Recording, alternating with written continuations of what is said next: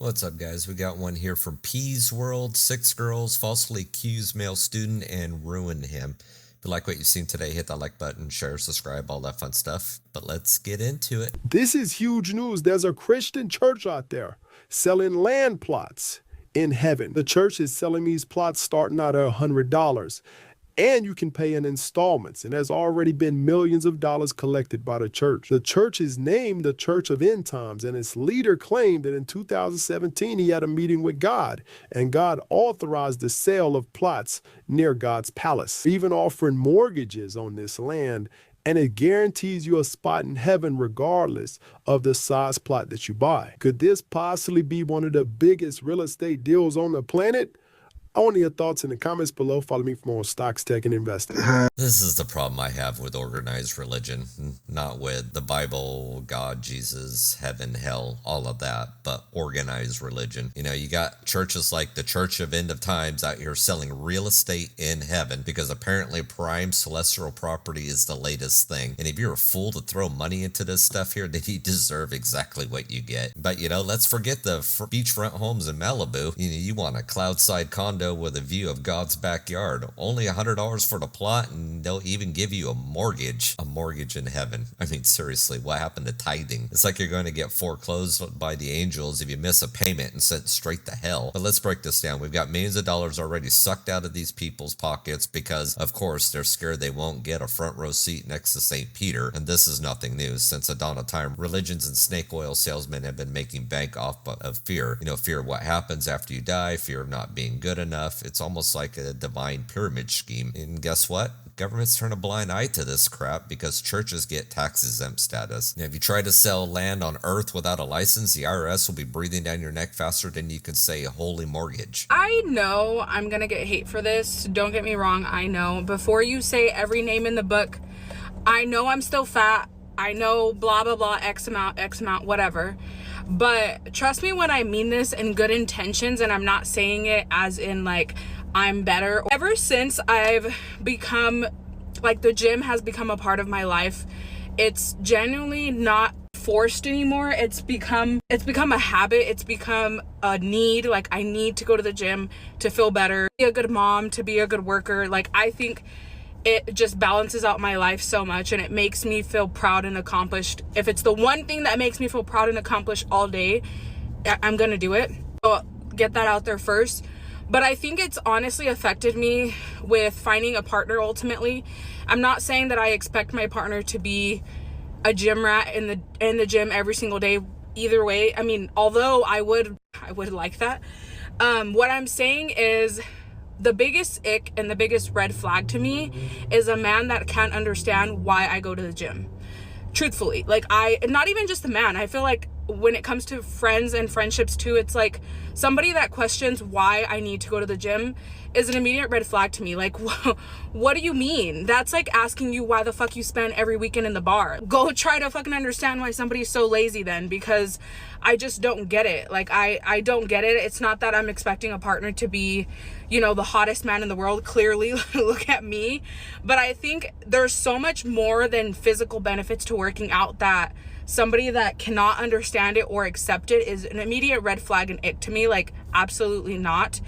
And I do think ultimately, if you want to be with somebody that enjoys, that is their hobby. That's like saying, you know, it's like a positive hobby. So let's say somebody likes to do photography or drawing or painting or something. It's like asking somebody why they want to paint. It's like, it's just not adding up. If that, you benefit all around from going to the gym. So I think if anything, if you have a partner that really likes to go to the gym, it should motivate you. I'm going to say, You know, so she's talking about how she's all about the gym, and it totally not saying she's better than anyone, but somehow the biggest red flag in a guy is if he doesn't get why she's working out. I mean, her going to the gym, working out to make herself healthier, I mean, hats off to her. There's a lot of people that do not go out there and do that. But it's like if a dude isn't pumping iron next to her, he's basically a sloth. I mean, Am I getting that right? But let's get this straight. She doesn't expect a guy to be a gym rat, but if he doesn't understand her gym obsession, it's an egg. Okay, this is where modern dating hits the wall harder than a CrossFit junkie hitting his deadlift PR. Today's dating culture is more about boxes being checked than actual connections. And if the guy doesn't worship at the altar of gains, he's out. Instead of looking for someone who's emotionally available, intellectually stimulating, I don't know, maybe compatible in any real way, the green flag here is someone who gets why you need to squat at 6 a.m. So ladies and gents, add understand my workout schedule to your Tinder profile because that's clearly the new standard of romance. Being fat feels a lot like being famous. For example, when you're fat, you feel more comfortable having someone with you when you leave the house, because if someone is with you, then you're less likely to get bullied. And if you do get bullied, then hopefully that person will stand up for you, kind of like a security guard would. People take pictures and videos of you out in public without your consent and post them on the internet. People assume things about your intelligence, morals, and character, even though they've literally never met you. People stare, like not just little kids, like grown people will have no problem gawking at you like you're an animal at the zoo. Your accomplishments are downplayed as if you don't deserve them. People treat you very differently than they treat normal people, almost like you're not a real human with feelings. They're very comfortable saying things to you that they would never say to someone that they viewed as a real person.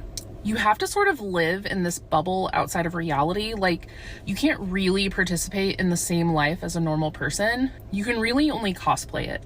And when you are trying to be normal, you know that it's all the people around you are thinking about, even your friends and family. And you know that it affects how they treat you. And you can't even talk about the challenges you face because then people will attack you and tell you that you chose your life and have no right to complain about the negative aspects. I know this sounds very delusional, but it's the best way I can explain it.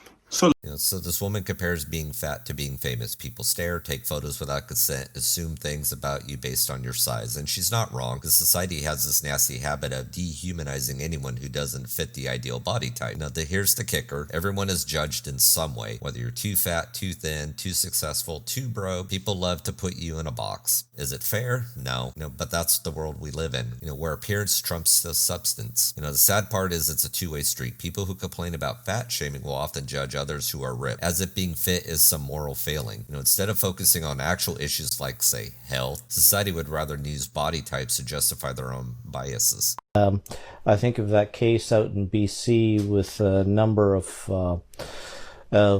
girls who all eventually confessed to making a false allegation against a classmate. That's kind of a horror show in which it's not just 1, 2, 3, 4, but 6 conspired to, ruin a classmate's life. In that sort of instance, 6. I can't help. I don't mean to interrupt. 6 people conspired to make a false accusation. Oh, right. 6. Well, one person, made the false accusation. The other, 5, assisted and covered up and this is backed why them up. I want to make an important point here. The universities are being asked to change policies. The advocacy groups are being asked to let people make anonymous third-party accusations. All you have to do is say, I don't like this guy. Can I get like 3 or 4 people who don't even have to give their names to go and make a complaint? And they're demanding that every complaint, even if it's anonymous, be recorded. The university can't investigate. Like, this is literally policy being proposed to universities We have now. a new case. We have a new case that came into our office. A poor student, I'm not going to name the university, but it's in Toronto, and it's not York, and it's not Ryerson. But I was going to say there's 2 more, but no, gone. the police only laid a charge of 1 count of assault. They didn't lay the other charges. But the university thinks they can investigate all the other shit that this person said. And guess what? He may not be going to university. He's going to be kicked out while he. Well, this is my problem. Is like, But this is insane. criminal accusations belong the domain of the police. And this is why I don't think Apple should be getting involved in doing police work, Exactly. and universities shouldn't be involved in doing police work. Police should do police work, and they should also investigate and do police work properly. I did a little. This is sad. I mean, 6 people conspire to make a false accusation against a classmate because they don't like him. I mean, let that sink in for a second. 6 people. And now universities are being pressured to allow anonymous third-party complaints. I mean, what could possibly go wrong? I mean, you could totally just destroy somebody's life by lying. I mean, false accusations destroys lives, period. One person pointing fingers is bad enough, but when a mob joins in, it's game over. And here we are with policies that make it easier for someone to ruin a guy's life without even showing their faces. Whatever happened to being able to face your accuser? Apparently not in this day and age anymore. It's a new kind of witch hunt where due process is thrown out of the window. And this poor guy in Toronto, not only does he get dragged through the mud by the university, but even the police can't do their job right. These institutions have turned into a kangaroo's court where justice is a distant second to public opinion. This day and age with all the false accusation going on. I don't know if anybody read the book or seen the movie The Crucible. Kind of going back during the witch trial days, making the false accusation, calling people witches, and they were being killed, burned at the stake, drowned, whatever it was that they were doing to prove if they were a witch or not. And so many people lost their lives because of it. This is like the same damn thing. It's like literally another witch hunt. You're a screaming witch and people are being tried without evidence and their lives are being ruined because of it. Imagine being me, okay, and your credit card payment is due today. The minimum payment that you can make is $165. There's only $100 in your personal checking account. You don't have a personal savings account right now. You have to go to your business bank account to withdraw money to make your minimum credit card payment. And you're 30 years old.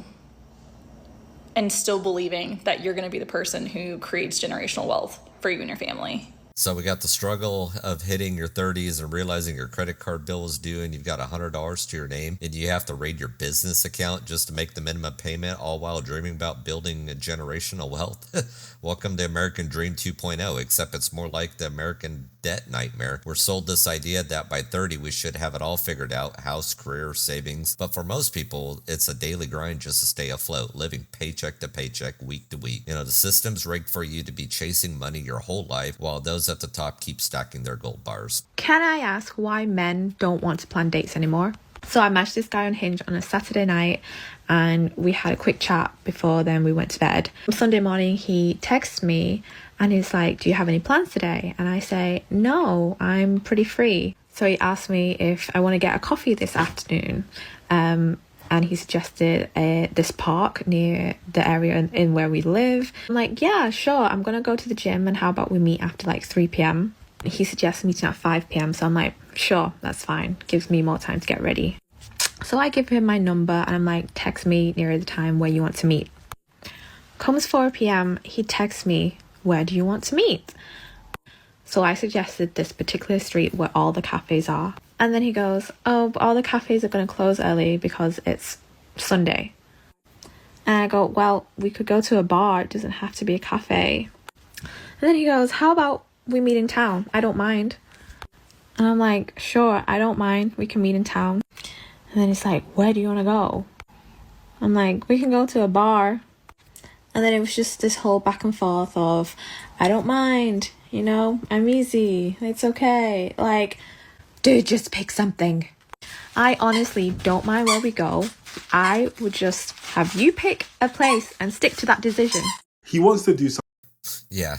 I mean, we got the classic case of a guy can't make a decision. And ladies, if he's asking, where do you want to go 500 ties, he's not indecisive. He's just afraid of picking the wrong thing and getting roasted for it later. The modern dating world is so full of landmines. Men, too, are scared to plan anything because one wrong move and then they're ghosted. But in today's swipe left world, men don't plan dates because women have made it clear they want choices. But when they are offered choices, it's why can't you just decide? You can't win. So fellas, here's the hack. Just pick something, doesn't matter what, be bold, because let's face it, the bar is set so low you might actually trip over it. Anyways, guys, we've got heaven real estate scams, gym obsessions, and dating deal breakers, fat fame, false accusations, financial woes, broke women, indecisive men. I mean, what's the common thread today? You know, modern society is a circus and men are the clowns forced to juggle flaming swords while walking a tightrope. You know, the truth is today's world is built to exploit weakness, fear, vanity, insecurity, and desperation. Whether it's religion scamming people or the dating world turning into a battlefield, men are caught in a system that's rigged against them. You know, men need to stop playing these games, focus on your own growth financially,